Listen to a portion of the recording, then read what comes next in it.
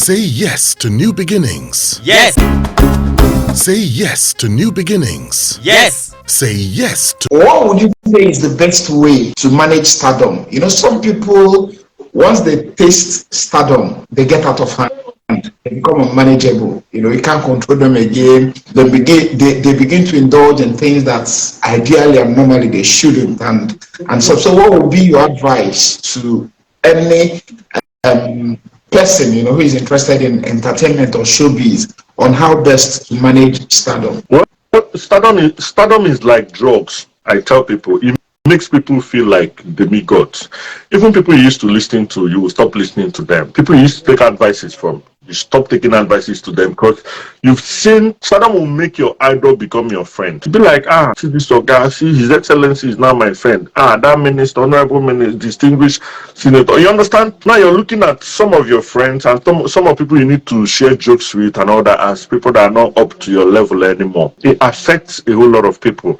Now they will now have new. Of course, that's growth, though. People also grow. You have new friends, share new ideas, the ones you used to go to, traveling out and all that. And it affects them. They start seeing the world in a different, from a different angle. But I've seen people also who have become popular and they still maintain their old friends. They carry them along. And those are old friends. Now then go fit tell you the truth. If you annoy them, they go give them to you. They go let you know, man, no be so. And if you leave your stardom aside, the friendship will last. But if you bring it in, be like this guy did. So this guy no say me and them no be the same level again. It's not about being on the same level. It's about people that can talk to you. I saw one quote at some point that says the man who hardly listens to people will end up surrounding himself with people that have nothing to say. So if you still have your friends around, they will keep track of you. If you want, you get one thing where Flavor talk one day. He said that he always tell him boys,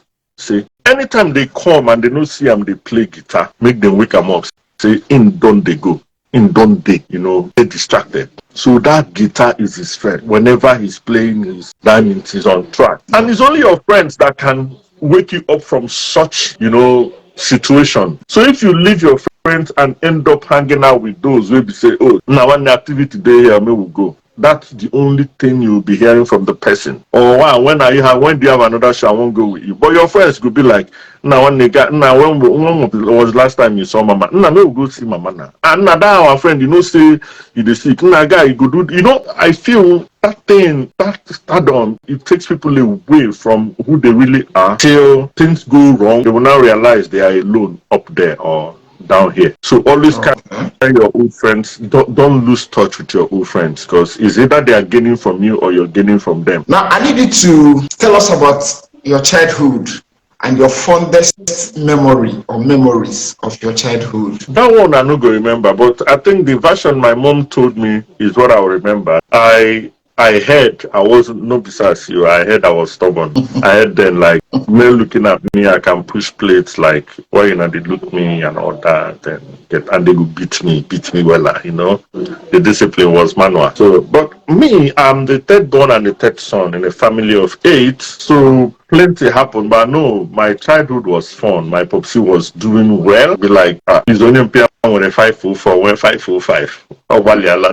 So I did well and but I know Grofit really remember plenty, but some beatings, I remember plenty beatings where happened. But growing up was fun though. Yeah. Now, which of the old artists would you say influenced your music career? Junior and Pretty. Now, what are things about you that you would like to share with your fans or those who love you, those who admire you, those who follow you? Is there anything or are there things that you like to tell them about you that they need to know? The only thing I'll tell them, now release it. The thing is, yes, I'm a friendly person, jovial. I'm how will I say it? I know they like take things too serious because life is not that serious. Now who they are life win. So there's no. I'm just like the next guy, the guy next door, your neighbor. So, but the most important thing, anytime, even if na room or yes, I drop music, go buy them. What singular event would you say turned around your life? The similar event would be the Benson and Hedges Grab the Mic competition. Okay. That was the first time I was on a spotlight, and it happened like play. In fact, Peace were handed over to me.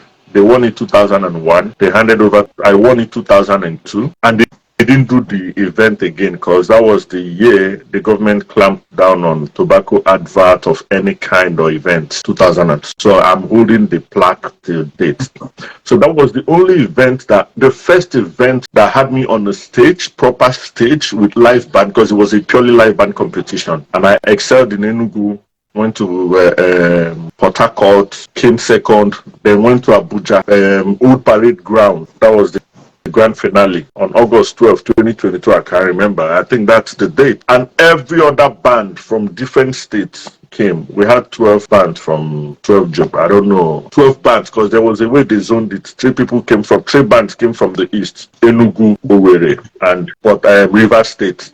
And they have other zones too. So we had like 12 bands that battled that night. Then I won the competition. Raw band, yes. I won the competition. And that was the first time I felt like a star. It was my turning point, yes. Because before I was, one picnic, departmental party, na faces where you know. Yeah, I go Abuja, I don't know anybody. But when they hear Obodo, trust Sundibona, some now bomb go, na competition. So it felt cool. Then after that competition, they brought us out. People were like, no, we don't see number one. We know who our number one be. No, we look for second position and third. So they were eliminating till it got to my point, and that was how I won. Then getting off the stage, that was the first time I won a premier drum set and 100,000 naira cash prize at that competition. Benson and Hedges Grabbed the Mic competition. Then as I was about getting off the stage, so newspaper people line up to interview me. And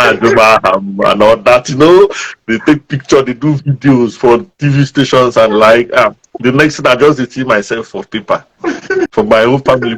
I think I first appear for newspaper. I swear, I shocked, that was it, it's cool.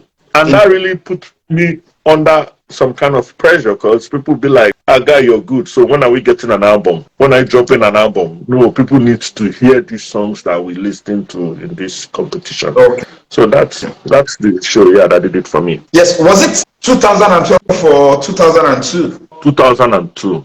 Yeah. Okay. And Sound Sultan of the God Bless His Soul was the compare that night. Okay. Yes. Okay. So how were you able to manage the fame that came with that victory that time? No trial and error, because you're just happy.